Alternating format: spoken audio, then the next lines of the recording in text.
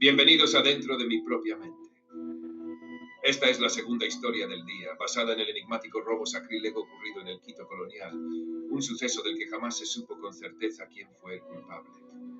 Recuerdo aquellos días del siglo XVII en un Quito vibrante y austero, gobernado por la fe y el orden de la corona. Yo era un hombre sin nombre, un vagabundo desesperado, marcado por la pobreza y el anhelo de redención.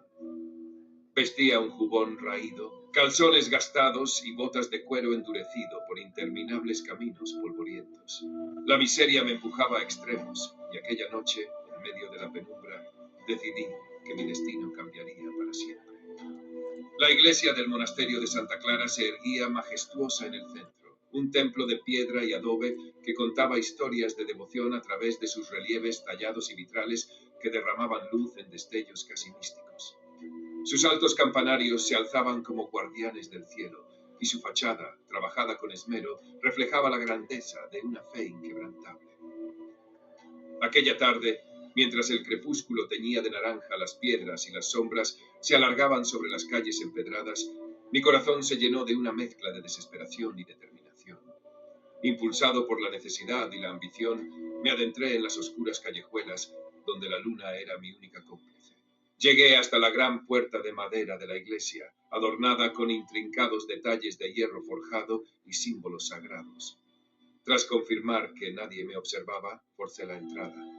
El chirrido del portón se perdió entre el eco de oraciones lejanas y el susurro del viento, mientras me escabullía en el interior. Al ingresar me recibió un ambiente cargado de solemnidad. El vestíbulo, apenas iluminado por la titilación de velas, olía a incienso, cera derretida y humedad propia de las piedras antiguas. Cada paso que daba resonaba en la vastedad del templo y las sombras parecían cobrar vida, como si quisieran confiscar mi secreto. Mis sentidos se mezclaban en un torbellino de codicia y terror ante lo sagrado. Caminé en silencio hasta llegar al altar mayor. Allí, bajo la tenue luz que se filtraba por los vitrales, se erguía un majestuoso retablo de madera tallada, ricamente enmarcado en dorados y relieves que narraban antiguas parábolas. En el centro reposaba el sagrario, una pequeña caja de plata finamente trabajada, custodiada junto a unos vasos sagrados que, decían los fieles, contenían las hostias consagradas. Ese era el tesoro del templo, lo más preciado de la fe que había iluminado aquellas paredes durante siglos. Con el corazón desbocado, me acerqué al retablo. La luz lunar hacía brillar cada detalle del sagrario, resaltando la delicadeza de sus grabados.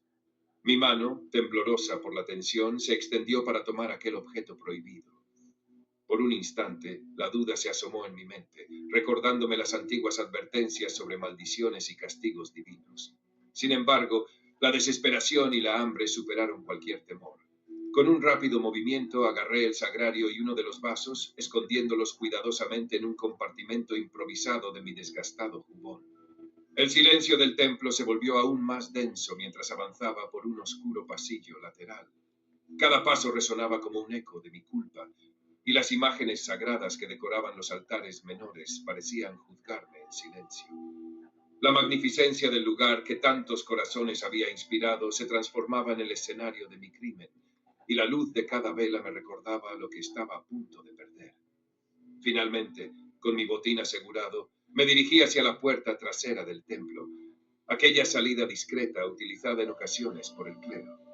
Afuera la noche me abrazaba con su frialdad y la brisa me golpeó el rostro mientras corría por las calles desiertas. Una vez en un callejón oscuro me detuve para recuperar el aliento y enfrentar por fin el peso de mi acción. En la soledad de ese rincón sombrío abrí el compartimento de mi jubón para examinar lo robado.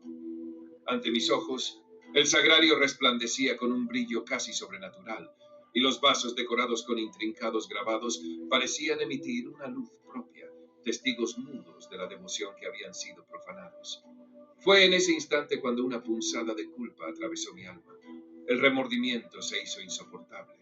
Cada latido de mi corazón parecía reprocharme, y la imagen de la iglesia, bañada por la luz plateada de la luna, se grababa en mi memoria como un recordatorio eterno de mi transgresión. Con lágrimas que apenas se dejaban sentir y un dolor que me consumía internamente, comprendí que no podía seguir cargando con aquello. En un acto de desesperación y buscando, quizás, un atisbo de redención, Abrí el pequeño relicario y con el alma encogida arrojé el sagrario al suelo del callejón. Lo observé rodar lentamente, golpeándose contra las frías piedras, como si cada impacto tratara de lavar mi culpa con el sonido del castigo. Esa noche, bajo la mirada impasible de la luna y entre el eco distante de campanas, sellé mi destino. El robo en la iglesia del monasterio de Santa Clara se convirtió en leyenda, un misterio en el que mi identidad se perdió en el olvido del tiempo, y el culpable jamás fue revelado. La imagen del templo, la pureza de lo sagrado y el acto de profanación se entrelazaron en mi alma, condenándome a vagar entre la oscuridad de mi culpa. ¿Qué piensan ustedes? ¿Existe redención para aquellos que se atreven a mancillar lo sagrado? Déjenme su opinión en los comentarios.